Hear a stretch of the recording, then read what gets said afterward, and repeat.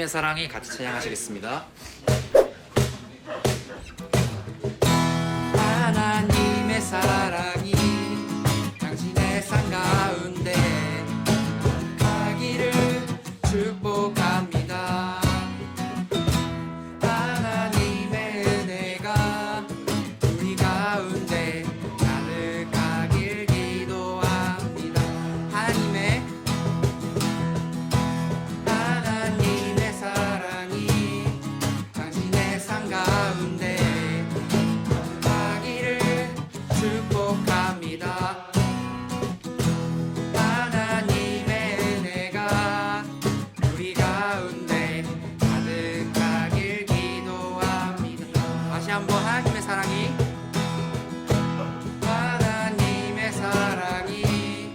당신의 삶 가운데 가득하기를 축복합니다.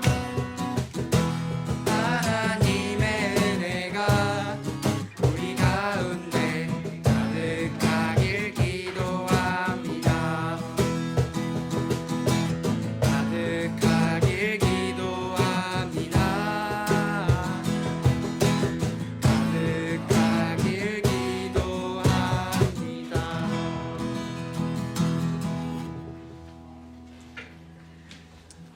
어둠을 찢으신 빛 같이 찬양하시겠습니다.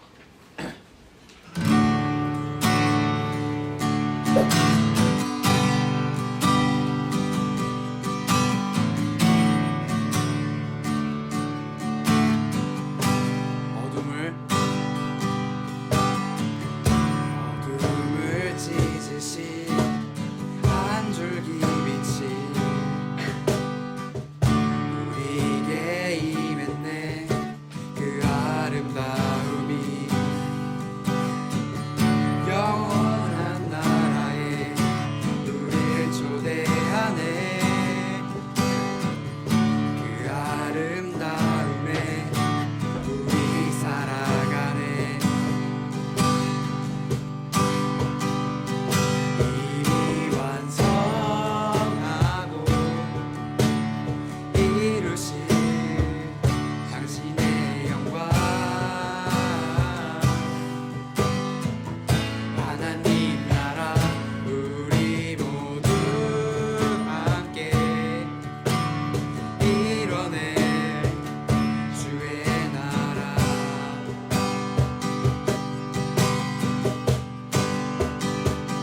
영원한 교제에 우리를 초대하네. 당신이 밝히신 그 나라 안에서 영원한 교제에 우리를 초대하네. 당신이 밝히신 그 나라 안에서 사랑이 찾아오지 못할 것 같던 곳, 빛이 절대 말하지 못할 것 같던 곳, 지치지 않는 그 사랑이 찾아내 밝히시네. 사랑이 찾아오지 못할 것 같던 곳, 빛이 절대 말하지 못할 것 같던 곳, 지치지 않는 그 사랑이 찾아내 밝히시네. 영원한 교제에 우리를 초대하네. 당신이 밝히신 그 나라 안에서 영원한 교제에 우리를 초대하네. 당신이 밝히신 그 나라 안에서 어둠을 찢으신 한 줄기 빛이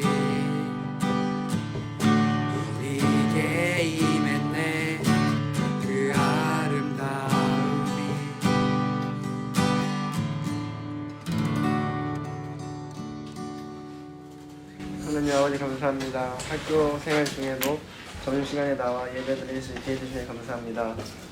예배 잘 드리고 오늘 하루도 잘 마무리할 수 있게 해주세요. 예수님의 이름으로 기도드립니다. 말씀 보면 그 위에 마태복음 1장 17절에서 25절 말씀 있죠? 저랑 번갈아 가면서 읽어볼게요. 제가 먼저 읽겠습니다. 그런즉 모든 대수가 아브라함부터 다윗까지 14대요. 다윗부터 바벨론으로 사로잡혀갈 때까지 14대요.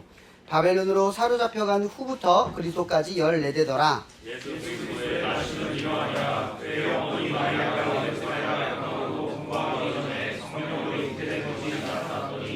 그의 남편 요셉은 의로운 사람이라 그를 드러내지 아니하고 가만히 끊고자 하여 이 일을 생각할 때 주의 사자가 현모하여 이르되 다윗의 자손 요셉아 내 아내 마리아 데려오기를 무서워하지 말라. 그에게 잉태된 자는 성령으로 된 것이라. 아들 나린이 이름을 예수라라. 이는 자기 백성을 그들의 죄에서 구원할 자이라 하니라. 이 모든 일이 된 것은 주께서 선지자로 하신 말씀을 이루려 하심이니 이르시되 보라 처녀가 잉태하여 아들을 낳을 것이요 그의 이름을 임마누엘이라 하리라 하셨으니 이를 번역한즉 하나님이 우리와 함께 계시다 함이라. 요셉이 잠에서 깨어 일어나 주의 사자의 군부대로 행하여 그의 아들을 데려왔으나 함께 읽을게요. 아들을 낳기까지 동침하지 아니하더니 낳음에 이름을 예수라 하니라. 아멘. 그 성경을 읽다 보면 성경에 정말 난해한 내용들이 있을 때가 있어요. 그 대표적인 게 뭐가 있냐면 누가 누구를 낳고 누가 누구를 낳고 누가 누구를 낳고 누가 누구를 낳고라는 내용이에요. 읽다 보면 도대체 이건 왜 기록된 거지? 도대체 이거는 어떻게 발음을 해야 되지? 정말 읽기가 어렵다. 이건 빼도 되지 않을까? 라는 성경의 내용들이 가끔 등장을 할 때가 있어요. 근데 제가 이 언급을 자주 하면서 이야기하는 게 뭐냐면 여러분 성경의 이야기는 현실적이면서도 사실적이면서도 진실적인 얘기를 같이 하는 거예요. 그래서 역사적인 이야기가 아니거나 현실적인 것에 동떨어지거나 또 진실에 가깝지 않은 이야기를 하지 않은 이야기가 아니라는 거죠. 그럼 성경은 최소화 그 내용에 불필요하게 여겨지는 지점조차도 다 뭐가 있다? 이유와 목적이 있다 라고 생각하면 돼요. 그래서 우리가 이해하기는 어렵지만 그 본문을 뚫고 지나갈 때 그 대표적인 아까 얘기했죠? 족보. 누가 누구를 낳고 누가 누구를 낳고. 사실 오늘 앞에 본문에는 그 얘기예요. 누가 누구라고. 여러분 싫어할까봐 그건 안 읽었어요. 그걸 요약했어요. 14대, 14대, 14대. 이렇게 낳다. 이렇게 기록을 하고 있는 거죠. 그럼 여러분 이스터에그라는 말 알아요? 이스터에그. 영화를 보면 이스터에그가 있죠. 또 게임 용어에서도 이스터에그라는 단어를 써요. 근데 이 이스터에그를 한글로 번역하면 뭐죠? 그렇죠. 부활절 계란이에요. 그러니까 이게 고대죠. 카톨릭 시대에 그 달걀에다가 그 그림을 그려놓고 그걸 찾게끔 하는 그걸 통해서 어떤 메시지를 전하고자 하는 그 유래를 통해서 지금 이렇게 도스란히 똑같이 활용되고 있다고 해요. 그래서 이걸 이스터에그를 할 때 보통 우리는 뭐라고 얘기냐면 우리말로 표현하면 복선이라고 하죠. 복선. 이 이야기가 전체적으로 이 단편의 이야기를 하고 있는데 이 단편 말고 더 커다란 복선의 의미를 담고 있을 때 그걸 이스터에그라고 하죠. 보통. 그죠? 그걸 찾아내다 보면 이 내용 예를 들어 마블 영화 많이 보잖아요. 그죠? 지금 많이 인기가 떨어졌지만 옛날 마블 영화를 보다 보면 이스터에그가 등장을 해요.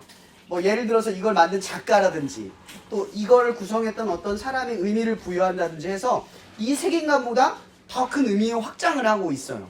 그래서 이 영화의 의미나 캐릭터의 의미를 그 이스터에그를 통해서 설명을 하려고 하죠.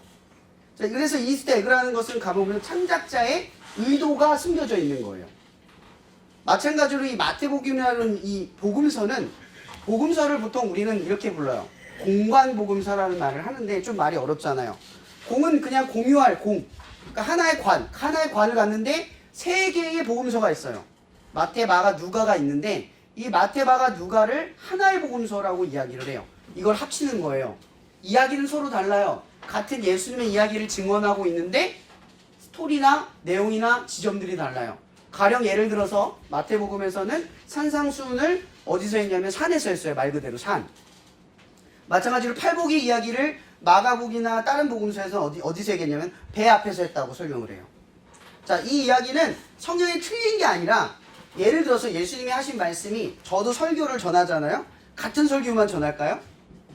다른 설교도 전해요. 근데 다른 설교만 할까요? 같은 설교도 하기도 해요. 그렇다는 얘기는 뭐예요? 똑같은 내용이 다른 장소에서 들렸다는 얘기는 다른 장소에서도 똑같은 얘기를 하셨다 이 얘기가 되는 거예요. 그러니까 마태가 읽기엔 나는 여기 배 앞에서 들을 때가 인상 깊었고 어떤 사람은 산에서 들을 때가 인상 깊었다는 거죠. 그래서 이 복음서의 세 개가 내용은 조금 다르고 뭔가 다른 이야기를 하는 것 같지만 뭐예요? 마가가 이해한 하나님의 예수님의 말씀, 마태가 이해한 하나님의 말씀, 누가가 이해한 하나님의 말씀이라는 거죠. 근데 왜 이 세 사람의 증인으로서 복음의 이야기를 할까? 하나로만 하면 이렇게 틀리지 않아서 우리가 헷갈릴 필요가 없을 텐데 왜 이거를 세 개로 나눴을까 하죠. 이게 바로 율법 때문에 그래요. 성경에 신명기에 뭐라고 되어 있냐면 누가 악인에게 대한 이 사람이 악인이다 라고 증언을 하려면 한 사람의 증언으로 벌하지 말래요. 두세 사람의 증언으로 벌하래요. 그러니까 증인의 권리 이게 뭐냐면 반드시 이 사람을 예를 들어서 신고를 해요. 이 사람의 죄를 말하려면 최소 몇 명이 있어야 돼요? 2명이나 3명이 있어야 얘 죄인이야 이렇게 말할 수 있다는 거죠. 2명이 동의가 안 된다. 얘기가 다르다. 여러분 이 지금 법정 얘기는 아니지만 형사들이 취조를 할 때 그 증인의 말이 증인의 효과가 있으려면 증언의 효과가 있으면 어떻게 하냐면 두 사람의 말을 맞춰보는 거예요. 근데 조금 이야기가 이상해요. 그럼 증언의 효력이 있어요 없어요? 없는 거예요. 그걸 가지고 말하는 거죠. 마찬가지로 고대에서도 우리가 보기에는 합리적이지 않을 것 같지만 두세 사람의 이야기를 통해서 하나님의 이야기를 증언할 수 있도록 율법으로 정해놨다라고 하는 거죠. 자, 마태복음의 의도. 그래서 제가 이야기하려고 하는 이거예요. 마태복음의 이스터에그는 뭐냐? 복선은 뭐냐는 거죠. 왜 족보를 이렇게 쭉 나열했냐? 다른 복음서도 마찬가지지만 근데 이 마태복음의 복음서 이 족보에는 유일한 특징 같은 게 있어요. 그게 뭐냐면 14대로 구분을 했다는 거죠. 그럼 총 몇 개예요? 42대. 근데 실제 42대였을까요? 틀려요. 족보에 있는 사람이 다 나오지 않아요. 특징적인 사람들로 줄인 거예요. 그걸 어디서부터? 아브라함부터 다윗. 다윗부터 바벨론 포로로 끌려가기 전. 그 다음 바벨론의 포로로 끌려가고 나서 돌아오기까지 14대로 구분했다는 거죠. 이런 14라고 하는 건요 12보다 큰 완전수란 뜻이에요. 그러니까 마태복음이 이야기하려고 하는 건 딱 이거예요. 이것은 뭐다? 하나님의 완벽한 계획이었다. 누가 태어나는 게? 예수님이 태어나신 건 하나님의 완벽한 계획이었다라는 걸 얘기하려고 14대로 구분을 한 거예요. 근데 또 중요한 특징이 하나 있죠. 14대 첫 번째 특징이 뭐예요? 하나님의 나라, 에덴 동산을 상징하죠. 아브라함부터 다윗까지는 하나님의 나라, 믿음의 나라가 건축되는 거, 그죠?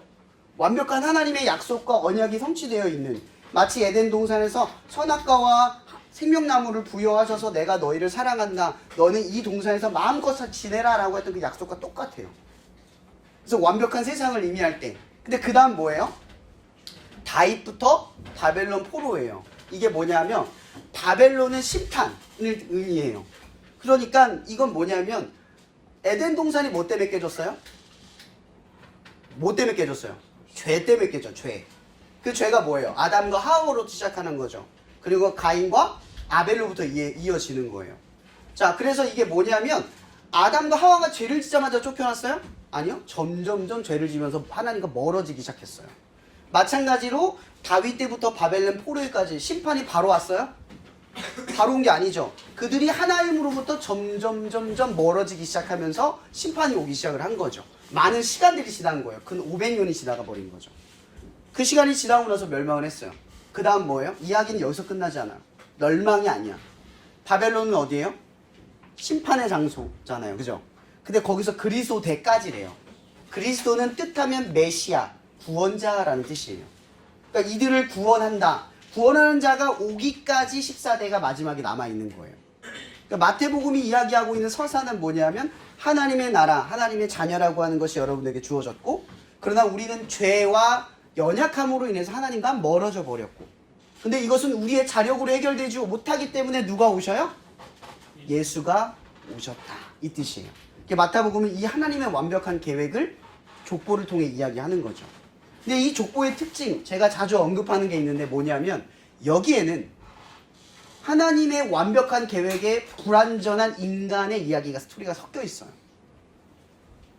이런 보통 이 14명을 선정을 했으면 제일 중요하고 업적을 가진 그리고 성실하고 정직하고 본이 되는 사람을 선정하겠죠. 여러분 같으면 그러겠죠. 근데 여기에는 그런 사람이 있는데 그 사이사이에 누가 등장을 하냐면 여자를 등장시켜요. 여자. 고대 율법, 고대 근동에서는 여자는 족보에 들어올 수 없었어요. 지금과 상관없이. 그렇다는 얘기는 마태복음의 저자는 의도적으로 불완전한 요소를 집어넣음으로써 이 계획이 지금 누구의 뜻대로 이루어지고 있다? 하나님. 그럼 이 계획은 누구로부터는 이루어질 수 없다? 우리로부터는 이루어질 수 없다. 인간의 힘으로는 절대 안 된다. 왜? 죄 때문이니까. 우리는 연약해서 계획을 이룰 힘이 없어요. 근데 이 족보를 누가 완성했어요? 하나님이 완성했다. 그 이야기를 하려고 하는 거예요. 그래서 첫 번째 족보엔 누가 등장하냐면 시아버지와 동침한 다말. 율법의 엄격한 죄예요. 그 다음 기생 라합. 그 다음 이방 여인 모압 여인 롯.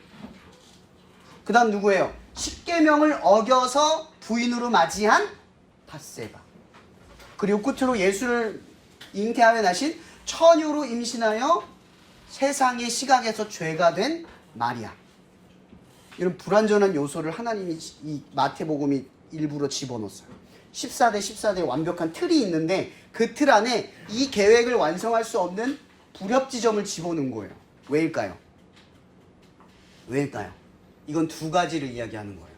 첫 번째, 너희들과 상관없이 하나님은 뭐예요? 완성하신다. 우리는 할 수 없는데 하나님은 이 뜻을 정했다 이 뜻이에요. 근데 여기서 중요한 특징이 하나 있어요. 오늘 말씀해 보면 이런 게 있죠. 22절에 누가 한번 읽어줄래요? 22절 아무나 읽어주세요. 22절 같이 읽을까요? 시작. 이 모든 일이 된 것은 주께서 선지자로 하신 말씀을 이루려 하심이니라 이르시되. 자 보세요. 하나님이 지금 이것을 이루었어요. 뭐대로? 말씀대로 이루셨다. 이게 중요한 특징인 거예요. 말씀하신 대로, 그리고 말씀을 따른 사람대로, 말씀을 따라 살아간 사람으로 이루었다 이 뜻이에요. 그러니까 하나님이 이루셨다는 거죠. 말씀으로. 말씀의 틀 안에 조명되어 있는 거예요. 이것을 이룬 것은 우리의 힘과 의지와 노력과 능력이 하나도 없어요. 근데 중요한 건 이 말씀이 이 말씀을 하신 대로 이것을 반드시 이루기로 작정을 하셨다는 거죠. 이것은 두 가지 의미, 아까 얘기했죠? 두 가지 의미를 얘기할게요. 첫 번째, 하나님은 여러분들의 계획을 반드시 이룰 것입니다. 믿음만 가진다면, 여러분들이 말씀을 믿는다는 건 이거예요. 말씀대로 살아가려 한다면 하나님이 여러분의 삶을 책임져 주시고 이루어 주신다는 거예요. 근데 말씀대로 살려면 뭐가 필요해요? 말씀을 봐야죠. 성경을 봐야 해요. 말씀 안에 있어요. 저는 여러분들에게 지금 뭘 주고 있죠? 인포메이션, 정보를 주고 있어요. 그리고 매주 예배를 드리면서 말씀을 들으면서 뭐가 쌓여요? 지식이 쌓여요. 근데 인포메이션과 지식이 쌓이면 그걸 활용하는 것이 살아있는 지혜가 되는 거거든요. 지혜가 아닌 거는, 지식과 정보는 쌓여만 있으면 어떻게 해요? 사용을 하지 않으면 어떻게 돼요? 의미 없는 거예요. 여러분들 여기서 공부를 아무리 열심히 해서 잘해도 그걸 쓰지 못하는 공부면 의미가 없는 거잖아요. 그죠? 마찬가지로 제가 여러분들에게 이런 말씀을 계속 던지지만 말씀을 알려고 하고 그 알므로 살아가는 것이 없으면 뭐가 없어요? 지혜가 생기지 않는 거예요. 제가 옛날 어떤 이야기 속담에 이런 말을 든 적이 있어요. 똑똑한 사람은 지혜로운 사람 발밑에서 일한다 라는 말이 있어요. 이 무슨 말인 줄 아세요? 머리가 똑똑하다, 암기력이 좋고 빠릿빠릿하지만 결국 지혜로운 사람들은 그 똑똑한 사람을 부려먹는다라는 뜻이에요. 마찬가지로 성경도요, 인포메이션과 지식만이 아니라 그걸 가지고 사용하는 지혜를 더 요구하는 내용이에요. 그래서 첫 번째 우리가 기억해야 될 것, 말씀을 아는 만큼 말씀의 이루어짐을 알 수 있다. 그리고 두 번째, 이걸 기억하세요. 두 번째는 이거예요. 여러분의 힘으로, 여러분이 이게 하나님의 계획대로 말씀대로 살잖아요. 근데 살아갈 때보다 살아가지 못할 때가 더 많아요. 저도 그렇게 말할 수밖에 없어요. 그렇죠? 그러면 우리의 인생은 하나님이 구원을 하실까요? 말씀대로 이렇게 많이 못 살아가는데 구원 못하는 게 우리 생각으로는 맞잖아요. 그죠? 이렇게 말을 안 따라가는데. 근데 오늘 말씀을 보세요. 말씀대로 살아가는 일에 말씀대로 살아가지 않은 인생이 있어도 말씀대로 이루시는 하나님의 이 뜻은 뭐냐? 여러분에 대한 이 사랑을 철회하지 않는다는 뜻이에요. 그래서 로마서 8장에 보면 이런 말이 있죠. 누구도 그리스도 안에 있는 이 사랑을 끊을 수 없다. 여러분, 이 하나님의 놀라운 마태복음의 계획을 보세요. 첫 번째, 하나님은 우리와 상관없이 말씀대로 이루신다. 기억하세요. 두 번째, 하나님은 우리의 죄와 상관없이 우리를 사랑하시고 말씀대로 또한 이루신다.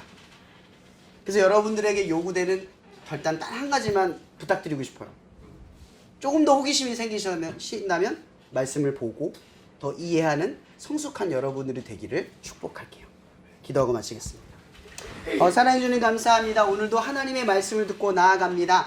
마태복음의 이 이야기처럼 불완전한 엄연한 죄나 연약함이 있지만 우리를 이루시는 하나님의 기적을 우리 친구들이 맛볼 수 있도록 축복하여 주시옵소서. 돌아가서도 말씀에 흥미가 생기고 말씀을 알아가고자 하는 열망함이 생겨서 그곳에서도 하나님을 이루는, 하나님이 이루시는 기적을 말씀대로 이루어지는 역사를 더 많이 경험하고 보고 알고 깨닫는 우리 친구들이 될 수 있도록 축복하여 주시옵소서. 모든 것에 감사하며 살아계신 예수님의 이름으로 기도합니다. 아멘. 네.